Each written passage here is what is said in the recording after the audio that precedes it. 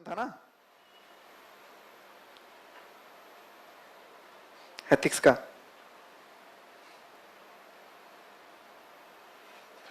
तीन आधारभूत मूल्यों का कथन कीजिए, उनके महत्व को उजागर कीजिए। तीन आधारभूत मूल्य क्या लिख सकते हैं अपन?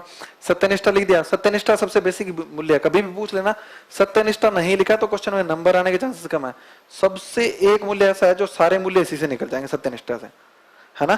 सत्यनिष्ठा पक्का लिखना। दूसरा लिखना संवेदना। संवेदना का डायग्राम ऐसे बना सकते हो, बनाना चाहो तो। ये स्व है, ये पर है, ठीक है। तीसरा जो आप मूल्य लिख सकते हो वो कोई भी आपको पसंद का हो, जो भी। परसिवरेंस लिख सकते हो, डेडिकेशन लिख सकते हो, सर्विस स्पिरिट लिख सकते हो, नॉन पार्टिसनशिप लिख सकते हो। तीनों को लिखा। सत्यनिष्ठा का क्या होगा कि हमारे जो सिद्धांत है, जो हमें सिखाए गए हैं, वो हम सोचते हैं कि गरीबों की हेल्प करनी है, हम उसी के हिसाब से बोलेंगे, उसी के हिसाब से करेंगे। संवेदना, संवेदना होगी तो सामाजिक न्याय कर पाएंगे, ठीक है। उसमें एग्जाम्पल दे देना आर्मस्ट्रॉन्ग पेम का। मणिपुर में आधारभूत संरचना नहीं थी, लोगों को अवेलेबल करानी थी चीजें, उनके मन में संवेदना थी, उन्होंने सोशल मीडिया पे अभियान चलाया, खुद की सैलरी से 100 किलोमीटर की सड़क बना दी। ये एग्जाम्पल लिख देना। सत्यनिष्ठा में तो बहुत सारे एग्जाम्पल होंगे, महात्मा गांधी होंगे। महात्मा गांधी का वो है ना कि एक बार उन्होंने पता नहीं कौन सी स्पेलिंग गलत लिख दी थी, तो वो चाहते तो सही कर सकते थे, लेकिन उन्होंने बोला कि नहीं मैंने गलत किया। सत्यनिष्ठा है, क्योंकि उनके मन में था, वही किया उन्होंने, है ना। इस तरीके से काम करना है। फिर तीसरा नॉन पार्टिसनशिप, उसमें टीएन शेषन का एग्जाम्पल लिखेंगे, उससे अच्छा कोई एग्जाम्पल नहीं है। चुनावों में सबसे जो एक चुनाव आयोग का आयुक्त का किसी को नाम याद नहीं रहता होगा, टीएन शेषन का नाम सबसे याद रहता होगा। कैग में नाम याद नहीं रहता होगा, विनोद राय का नाम याद रहेगा, क्योंकि उन्होंने बहुत अच्छा काम किया, है ना। इस तरीके से नाम लिखेंगे ना अपन, एग्जाम्पल लिखेंगे। फिर ये है कि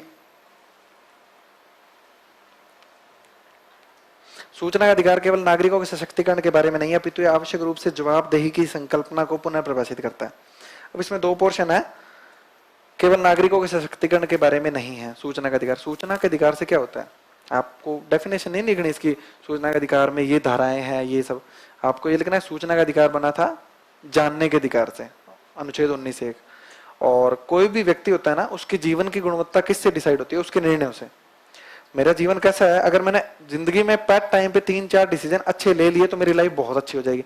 अगर वो डिसीजन लेने से मैं चूक गया तो मेरी लाइफ अच्छी नहीं रहेगी। डिसीजन लेने के लिए क्या चीज जरूरी होती है? सूचनाएं। सूचनाएं कहां से आएगी? सूचना के अधिकार से। तो सूचना का अधिकार अल्टीमेटली नागरिकों के डिसीजन मेकिंग, नागरिकों के कल्याण, नागरिकों के सशक्तिकरण पे निर्भर करता है। महिला सशक्तिकरण के लिए कोई राशि सरकार ने दान की, मतलब राशि आवंटित की, और अपने पास किसी ने उसमें गबन कर दिया, तो महिलाओं का सशक्तिकरण बाधित हो रहा है इससे। तो इस तरीके से काम करना है। जवाबदेही की संकल्पना कैसे होती है? सूचना लेने जाएंगे, सूचना अपन लेंगे, अपन बोलेंगे कि हाँ इतनी धनराशि थी आपने नहीं लगाई, तो फिर जवाबदेही बढ़ेगी ना, इससे पारदर्शिता आएगी। और लोकतंत्र क्या है? चर्चा की संस्कृति है। चर्चा की गुणवत्ता किससे बढ़ती है? जितने ज्यादा मत होंगे उतनी अच्छी होगी अपना चर्चा की गुणवत्ता। तो मत कैसे होंगे? जब लोगों के पास सूचना होगी तभी तो कुछ बोलेंगे ना वो। तो इस तरीके से इसको काम करना। एथिक्स में फ्लो चार्ट का बहुत बड़ा स्कोप रहता है। जैसे पक्ष विपक्ष लिखते हैं ना, सारणी बना देना उसमें, ठीक है। और ये सत्यनिष्ठा का बता दिया, स्व का बना दिया। अब नागरिकों के सशक्तिकरण के बारे में नहीं है, तो नागरिकों के सशक्तिकरण से सूचना के अधिकार का संबंध लिख के 4-5 पॉइंट बना दिए। और जवाबदेही की संकल्पना कैसे जुड़ी है, तो एक ये भी बना सकते हैं, सूचना का अधिकार, सूचना लोग जाकर मांगेंगे, कर्मचारियों की जवाबदेहिता बढ़ेगी। इस तरीके से